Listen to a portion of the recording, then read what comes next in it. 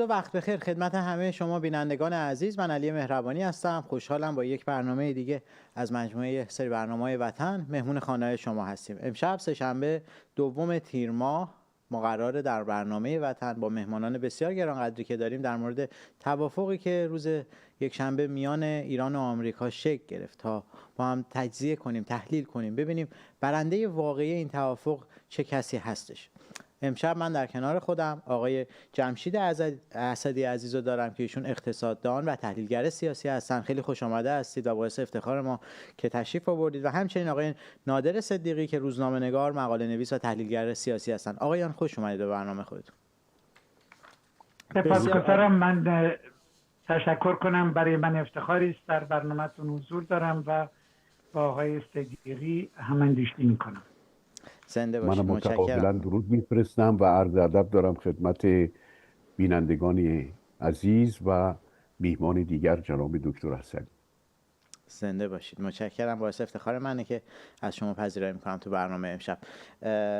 آقای صدیقی عزیز، اگه اجازه بدید با توجه به تخصصی که آقای جمشید اسدی تو حوزه اقتصاد دارن و توافقی که ما میخوایم مورد بحث قرار بدیم، من سوال اولمو از ایشون داشته باشم و بعد سوالهای بعدی خودمو از شما داشته باشم. خب آقای جمشید اسدی، فکر میکنم خبرهایی که الان مهمترین خبری که داره تو رسانه ها و اخبار میچرخه و مردم و حواسشون رو جمع میکنه توافقی هستش که میان ایران و آمریکا شده. حالا هی داره جزئیات بیشتری ازش خارج میشه و ما بیشتر متوجه میشیم پولای بلوکه شده چه جوری بوده. من نمیخوام توضیحاتو خیلی کلی فقط ازش بگذرم، اما اگه این مفاد قرارداد که اعلام شده درست باشه، چیزی که ما تا الان اینجا میدونیم، اصلا دستاورد اقتصادیش برای جمهوری اسلامی چه خواهد بود و برای ایران؟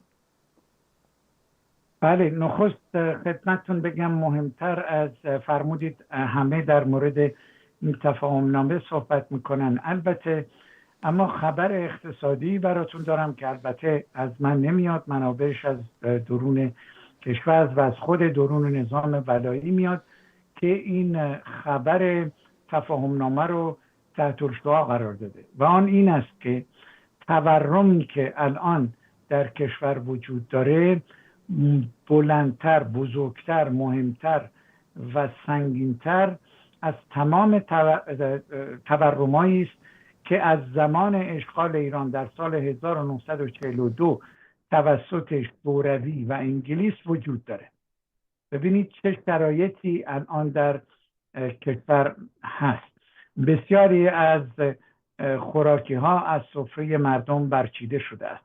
اما چون پرسش شما دقیقاً در مورد این تفاهمنامه است، باید بگویم که در بهترین حالت اگر آنطوری که خبرها رو ما به طور قطره چکانی شنیده ایم درست باشد، اوضاع اقتصادی کشور و مردم رو بهتر نمی‌کنه، بلکه دست جمهوری اسلامی رو کمی بازتر میکنه، برای اینکه در تنگنای خیلی سختی هستن. ببینید اگر یک اقتصاد رانتی باشه، اقتصاد انحصاری باشه، اقتصاد آزاد نباشه، این به مانند مثلا نوازنده میمونه که مثلا فکر کنید نوازنده تار یا نوازنده گیتار که این دستکش بوکس دستش کردن.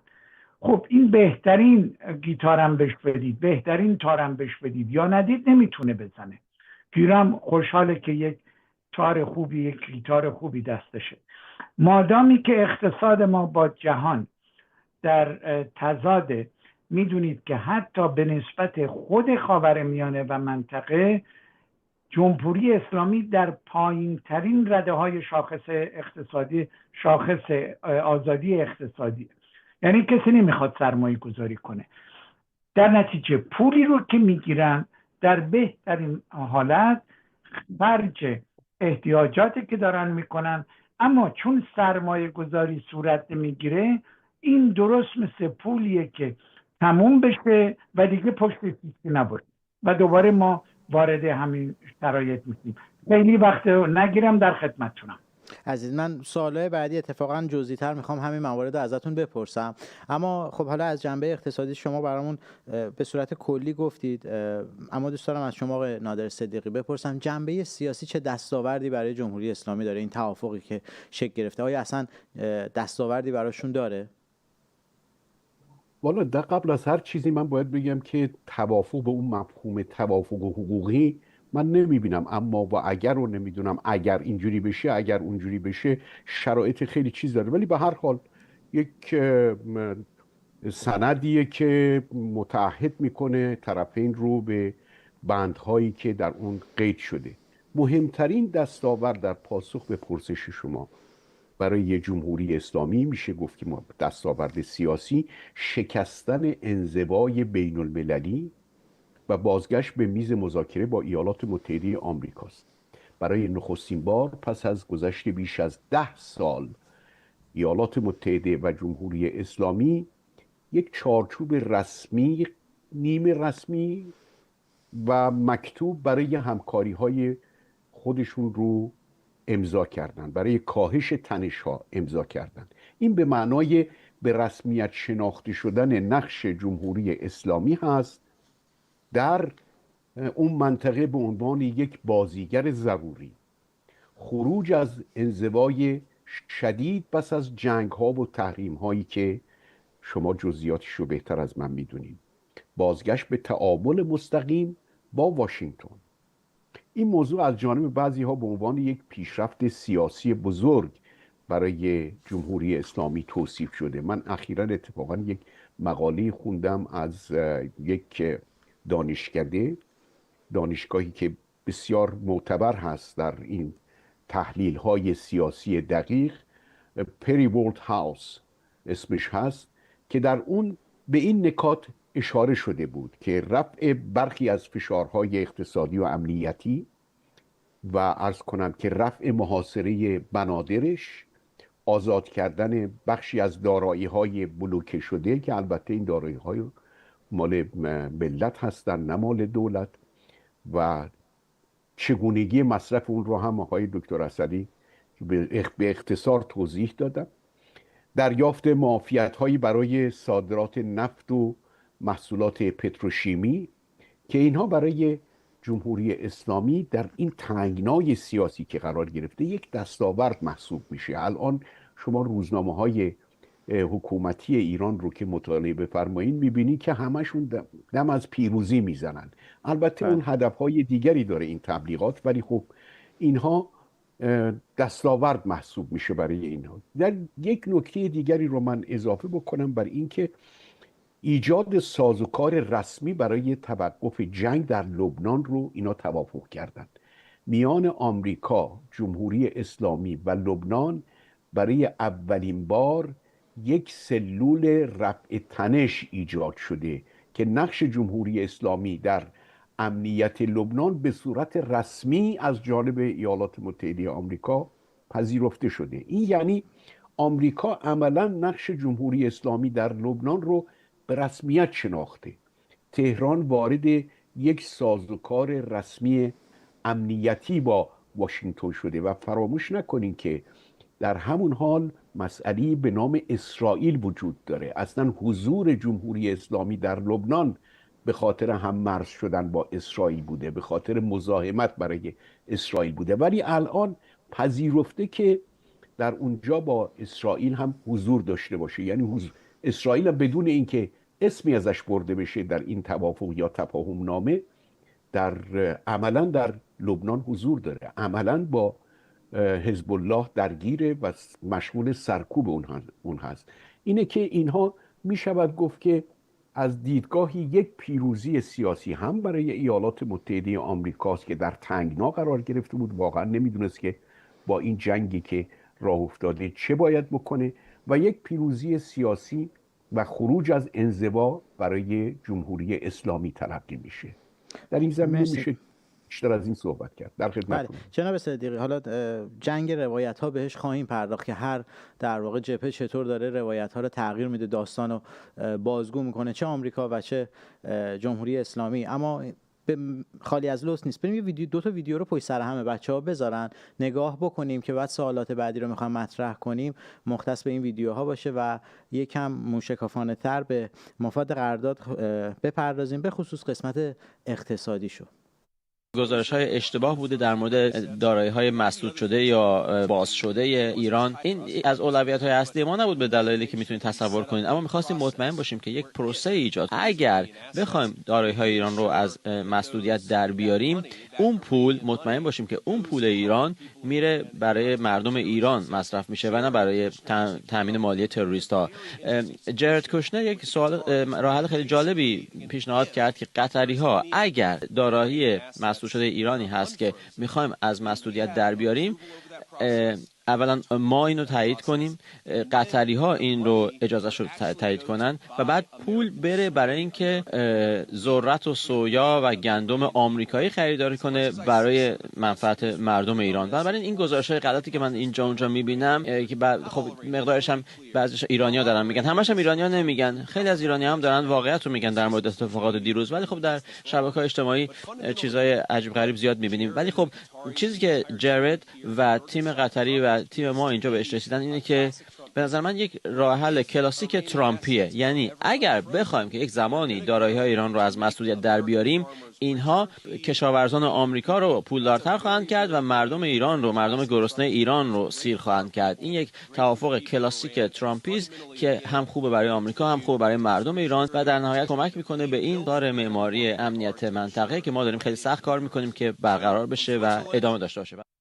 خب ما طبیعتاً برای اون آزادسازی در بند 11 اون 12 میلیارد دلاری که 2 تا 6 میلیارد دلاره اون باید انجام میشد. توافقش در سفر قبلی ما به دوحه این کار انجام شد. اینجا باید دیگه امضای قطعی میشد و کار انجام میشد. خب این کار انجام شد. در رابطه با بحث بند 10 ما که فروش نفت خام ما، کالا و پتروشیمی ما و مشتقات اون بود، مهمتر از اون بحث‌های مالی ما بود و بانک، بحث بیمه، بحث حمل و نقل. خب نگاه کنید ما هنوز تون توافق نهایی نشده. خواهش میکنم مردم از ما دقت کنن، تا توافق نشده نهایی تحریما هنوز هستن. پس ما باید یه ویور الان بگیریم که بتونیم نفتمون رو بفروشیم، کار بانکمون رو انجام بدیم. اینها باید آزاد بشه به طور موقت تا زمانی که ما در حقیقت تحریما رو به طور کامل برداریم. از الان این ویور انجام شده، تو اینجا این توافقنامه امضا شد،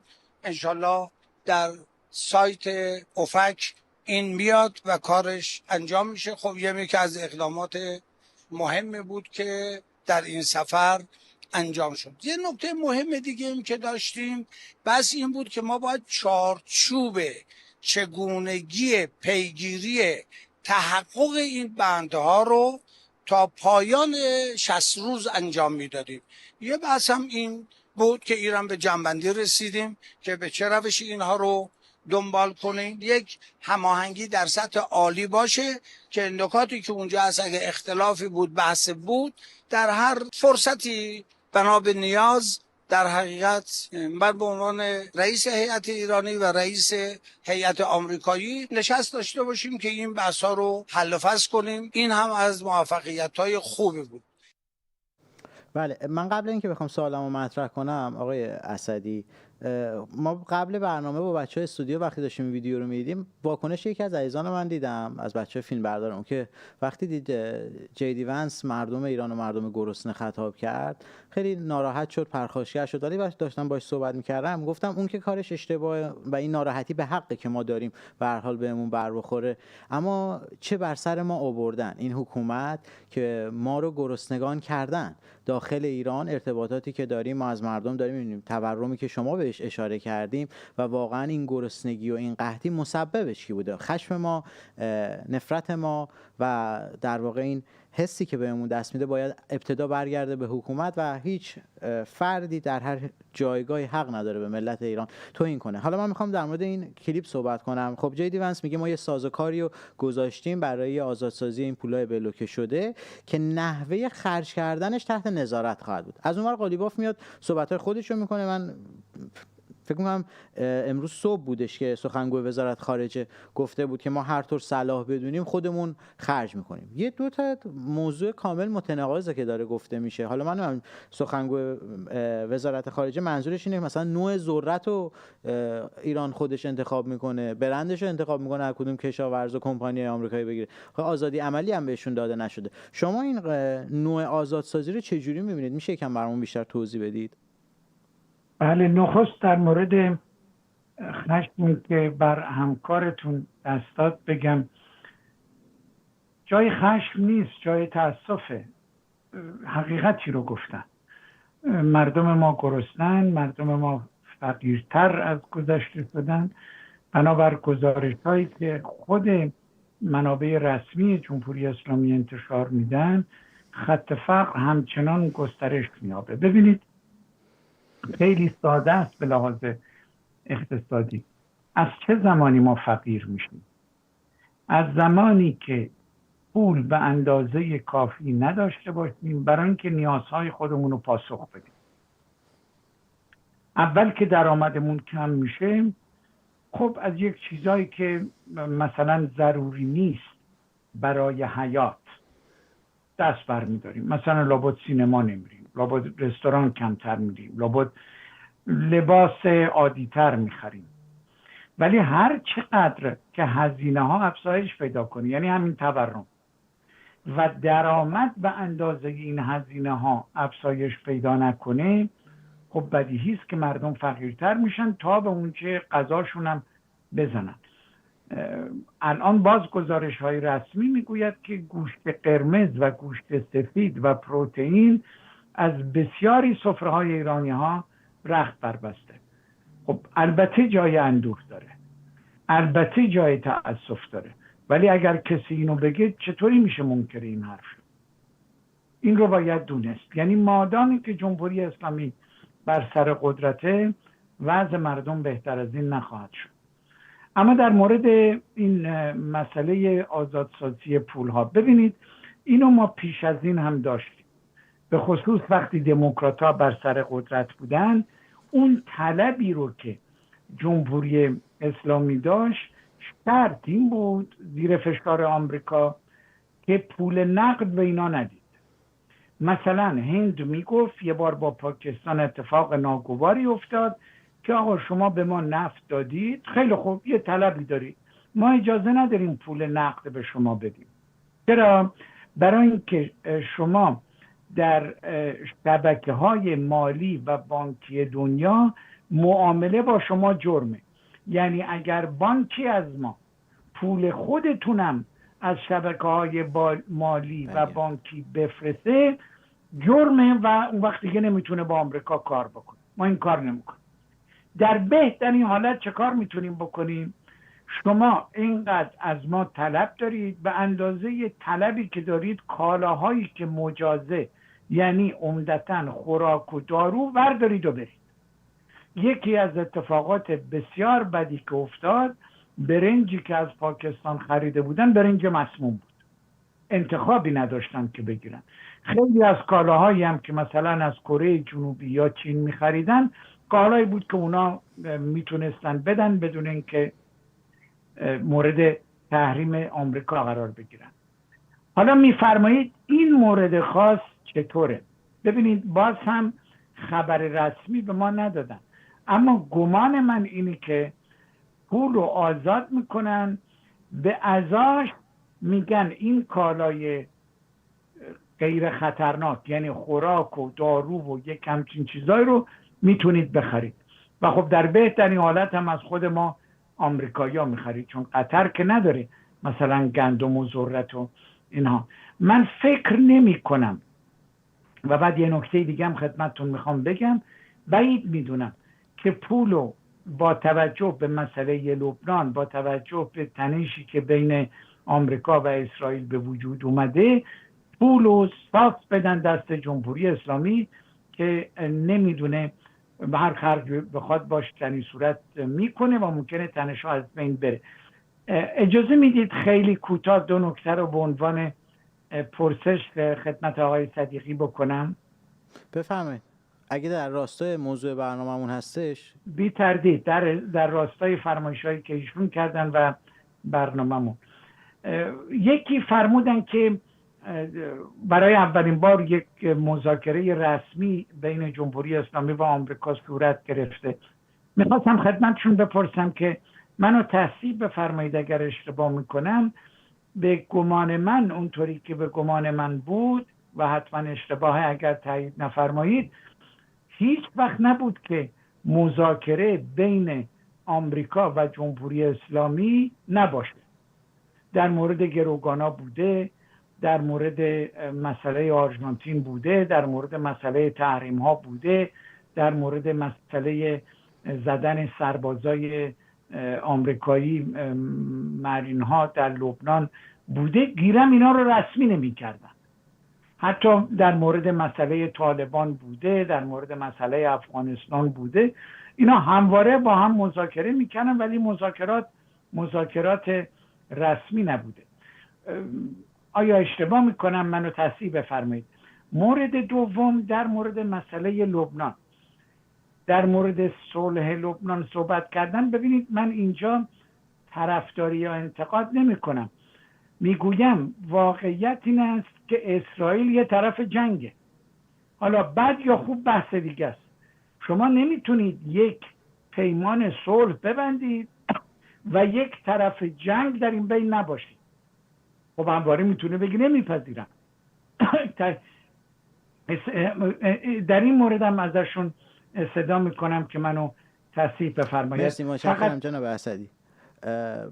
قبل از اینکه آقای در واقع صدیقی بخوان صحبت کنم، منم یه سوالی رو دوست داشتم، چون مربوط به سوالایی هست که آقای اسدی، این که شما در واقع عنوان کردید آقای صدیقی که رسمیت شناختن نقش ایران در لبنان و توی این توافق، برای منم واقعا سواله که یعنی اسرائیل میتونه آخه نمیشه توی توافق دو تا دشمن رو بیایم کنار هم بذاریم بگید نقش داشته باشید کنار هم باشید جنگ هم نشه. خب قطعا جنگ میشه، قطعا با هم در واقع به تنشکارشون کشیده میشه. آیا اسرائیل اصلا میتونه با چنین تعریفی که از توافق هستش کنار بیاد و واکنشی نشون نده؟ حاکمیتش داره به خطر میفته. حالا ترامپ تو حرفاش بود، مثلا 2 روز پیش میگفتش که 3 روز پیش بود میگفت اگه آقا به بیابون پهپاد میزنن شما این کارو نکنید. نه، الان سرباز اسرائیلی داره کشته میشه، پهپادو دارن مستقیم قسمت‌های نظامی میزنه حزب الله. و ممنونم، بفرمایید.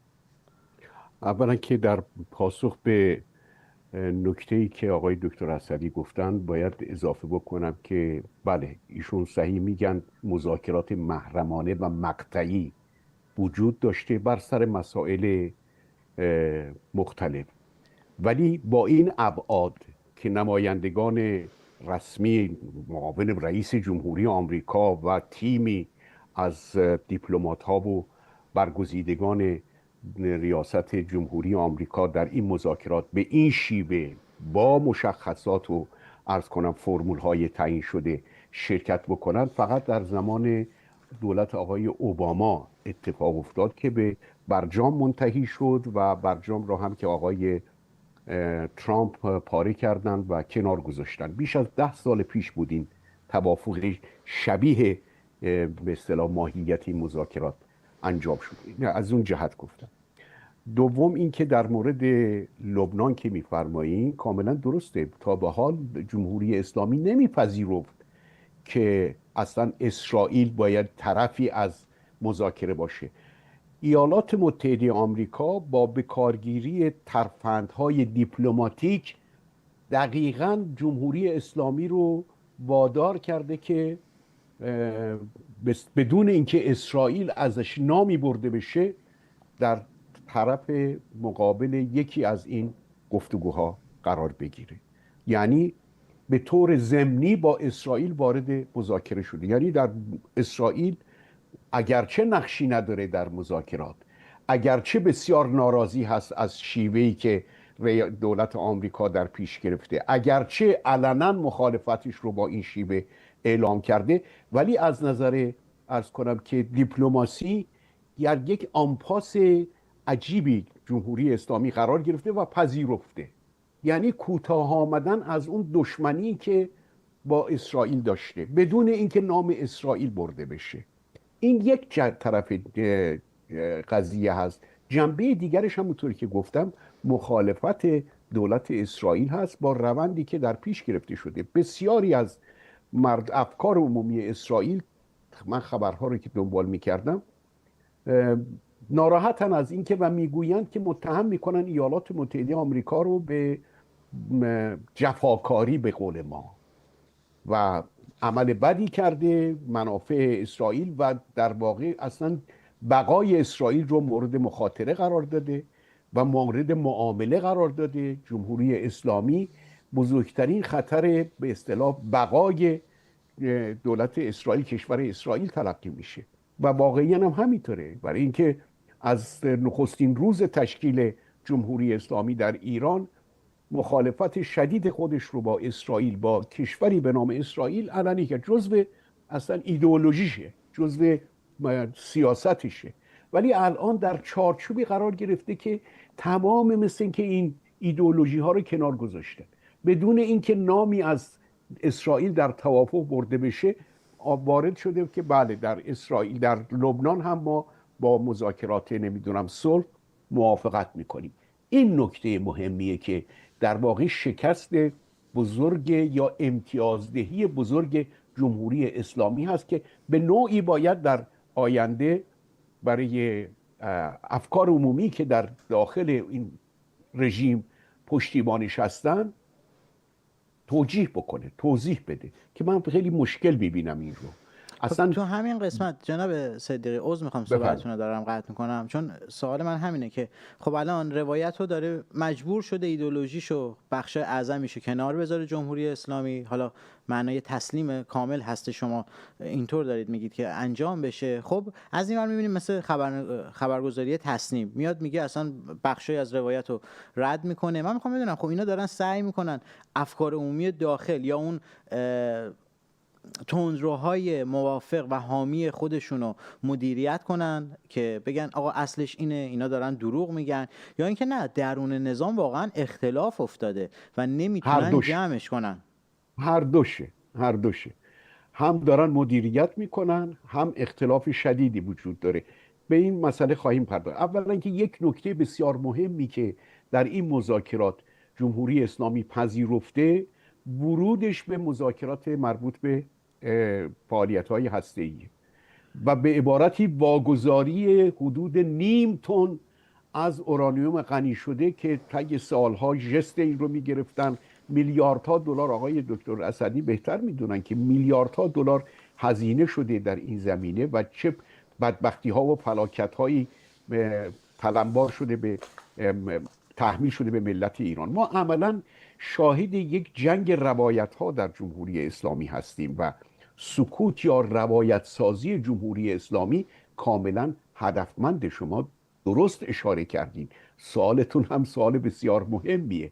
چرا جمهوری اسلامی در برخی از جزئیات توافق سوئیس سکوت میکنه یا روایت متفاوتی رو ارائه میده؟ خبرگزاری پارس، چه میدونم تصنیم و دیگر به اصطلاح رسانه‌های حکومتی روایت‌های متفاوتی رو ارائه میدن، چون متن توافق برای افکار عمومی داخل کشور قابل پوش نیست. خیلی راحت برخی از بندهای توافق، مخصوصاً موارد مربوط به همکاری‌های امنیتی در لبنان، همونطوری که بهتون توضیح دادم، تشکیل سلول مشترک با ایالات متحده آمریکا برای مدیریت منطقه و ورود عرض کنم که سایر بازیگران منطقه‌ای به این عرصه، یعنی اینا خیلی مهمه. تا به حال جمهوری اسلامی میگفت که در مورد منطقه همه باید به من گوش بکنن، همه باید از من پیروی بکنن. الان اینجوری نیست. حتی قطر کوچولو و نمیدونم بحرین و کویت و اعضای شورای همکاری خلیج فارس همه سهم پیدا کردن با فشار ایالات متحده آمریکا. یعنی این روایت هایی رو که شما به اشاره کردین بهش یک تکنیک کلاسیک مدیریت افکار عمومیه، شناخته شده است، تازگی هم نداره.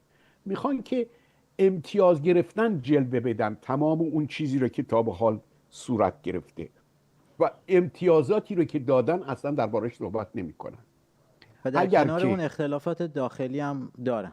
اختلافات داخلی، ببینید در جمهوری اسلامی ما 3 نوع گروه داریم که اینها با هم اختلاف دارن. یکی جبهه پایداریه که مشخص، یکی جبهه به اصطلاح سپاه هست و نهادهای امنیتی هستند چون حساسیت دارن به این گونه موارد.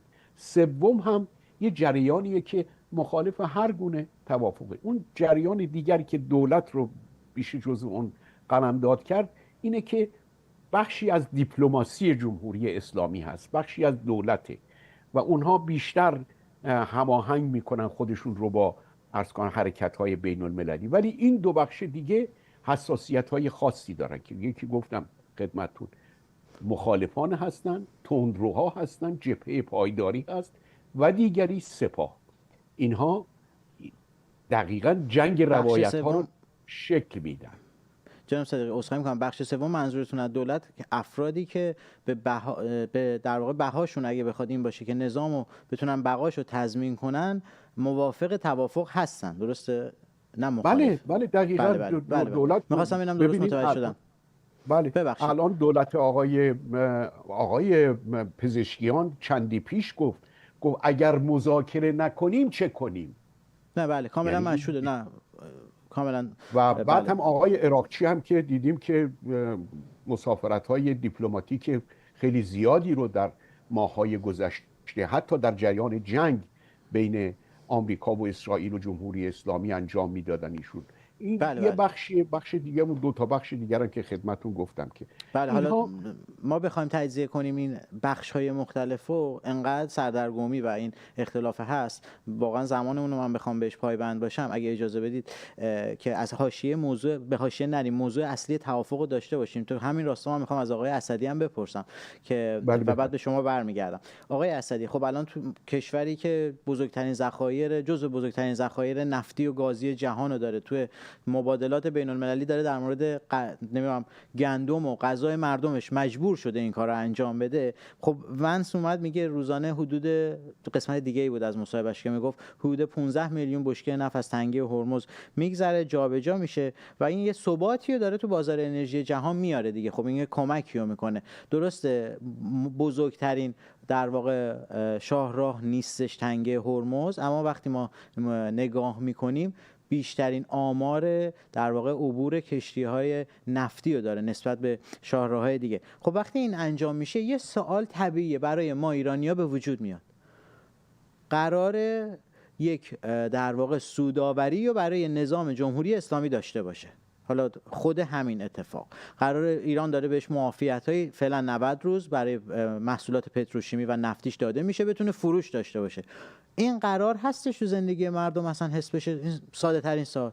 قرار تورمی که شما ابتدای برنامه بهش اشاره کردید کنترل بشه، کاهش داشته باشه؟ آیا میشه ما بعد از 50 سال توی جمهوری اسلامی برای اولین بار نرخ تورم رو در واقع فرسایشی ببینیم؟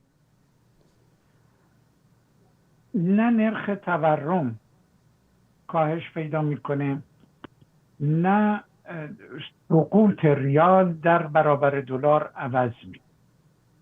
ببینید بنیه یک اقتصاد به مقدار پولی که به دست میرسد نیست.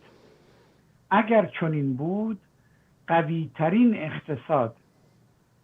اقتصاد ایران در دوران ریاست جمهوری محمود احمدی نژاد میشد که سالی گرد 100 میلیارد دلار درآمد نفتی بود. هرگز اینطوری نیست. ببینید فرق تولید و توزیع اینه. اتفاقا یکی از مهمترین بحثایی که در اقتصاد هست بهش میگن نفرت لعن منابع طبیعی. شما وقتی منابع طبیعی دارید و اون منابع طبیعی رو نه به شکل تولیدی ازش بهره برداری میکنید، نتیجه جز از میان بردن دستگاه‌های تولیدی کشور و افزایش تورم، آنچه را که در اقتصاد بهش میگن رکود تورمی، نداره.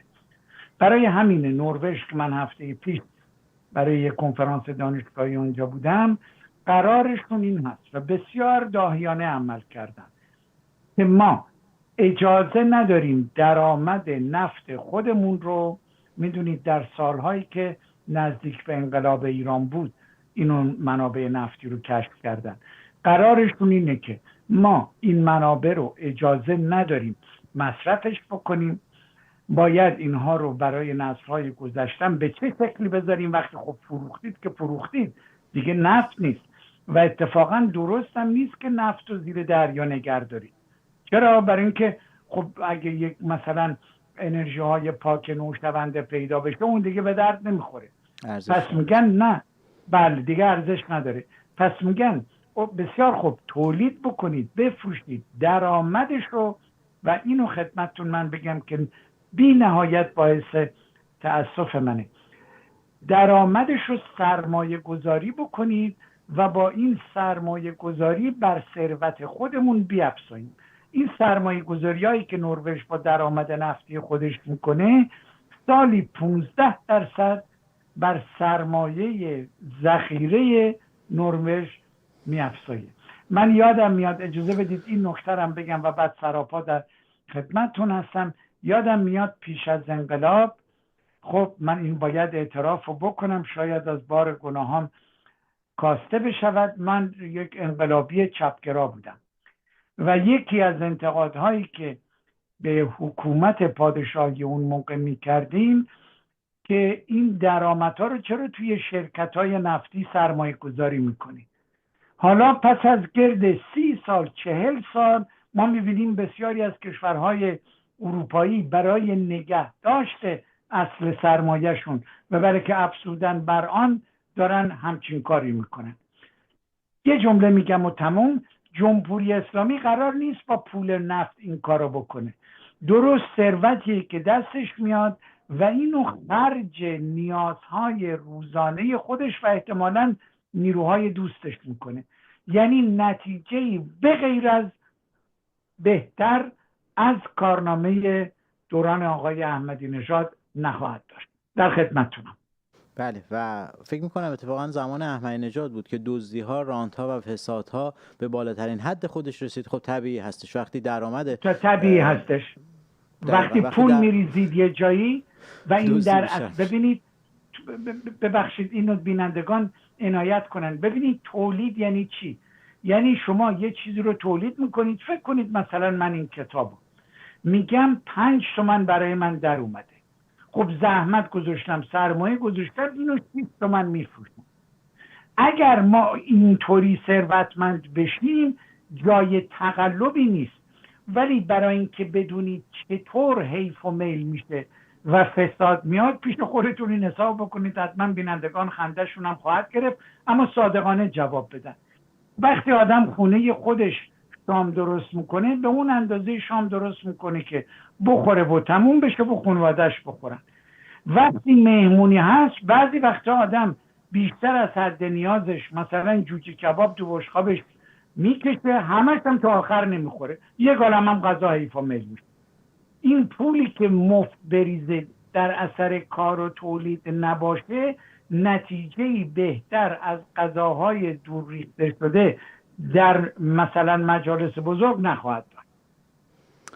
بله، خارج از بحثمون هستش این صحبتی که من میخوام بکنم، مربوط میشه به این صحبت آخر شما. من چند روز پیش داشتم سوشال مدیا نگاه میکردم، ویدیو 3 تا بچه رو دیدم که شاید اقتضای سنشون میشد 10-12 سال، داشتن داخل ایران یه فعالیت ویدیو میگرفتن میذاشتن توی اینستاگرام و کارشون این بود که خیلی هم ویو گرفته بودن، مردم ازشون حمایت میکنن. کارشون این بود که میومدن برندهای مختلف و تنقلات رو باز میکردن، امتحان میکردن ریاکشناشون رو برای یک کار سوشال مدیا که به سنشون میخورد. بعد برام جالب بود، گفتم ببینم اینا چی رو دارن نشون میدن و واقعا درد داشت برای من. دیدم که اینا نودلیت، یک نودلیت مارک آمریکایی که توی سوپرمارکت ها اینجا €1 $1 هستش ما و حتی شاید بهترین کیفیت، این که با چه ذوقی شوقی میتونن یه نودلیتو باز کنن بخورن با هم و ریاکشن بزنن و مردم هم ببینن ما کار ما به کجا رسیده. این جوجه کبابی که شما گفتید آرزو شده برای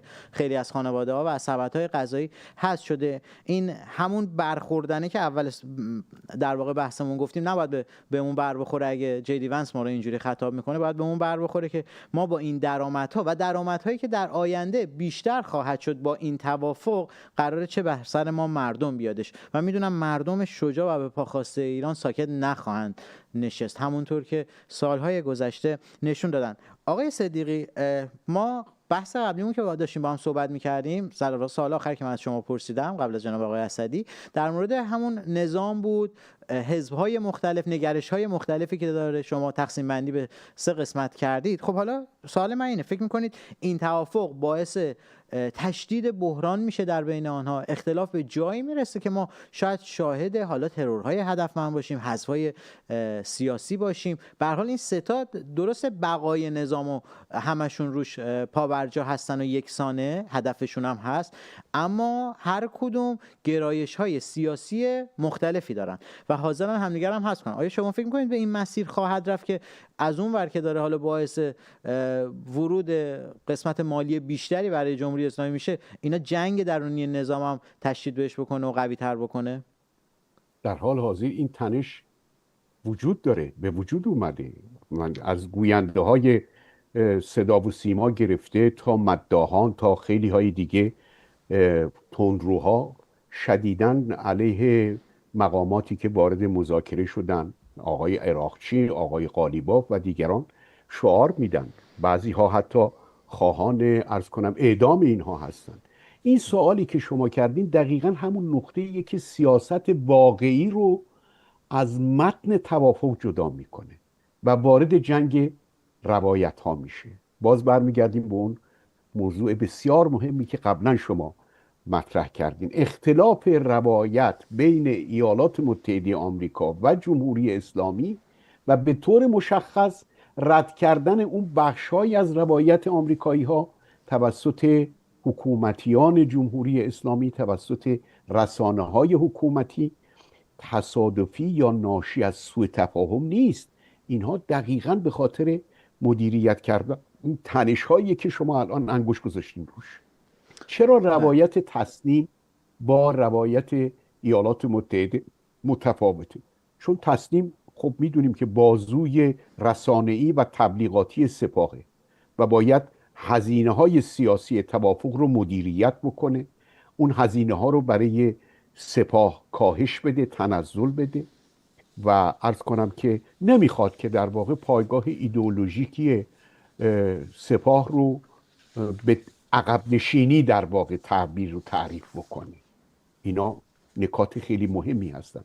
بنابراین برخی بندهای حساس رو انکار میکنن، برخی از این بندها رو تحریف آمریکایی قلمداد میکنن. این همون دقیقاً همون کاریه که در توافقهای قبلی هم انجام شده ها، تازگی نداره. خدمتتون گفتم اینها کلاسیک هستن در رژیم هایی مثل جمهوری اسلامی که آزادی بیان وجود نداره. در مقابلش در ایالات متحده آمریکا با شفافیت کامل اینها رو بازتاب میدن. رئیس جمهوری میگه، روزنامه ها می نویسن، رسانه ها عرض کنم که بازتاب میدن یا تفسیر و تحلیل میکنن که فکر میکنم که آقای دکتر اسدی هم در فرانسه یا کشورهای اروپایی این تجربه رو دارن. اونها هم با آزادی کامل، چون آزادی بیان وجود داره، ولی در جمهوری اسلامی چنین وضعیتی حاکم نیست، لذا باید مدیریت بکنن. روایت دولت همونجوری که قبلا هم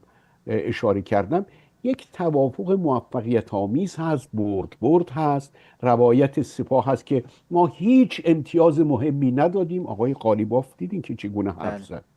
و روایت تندروها هم اینه که ایالات متحده آمریکا قابل اعتماد نیست.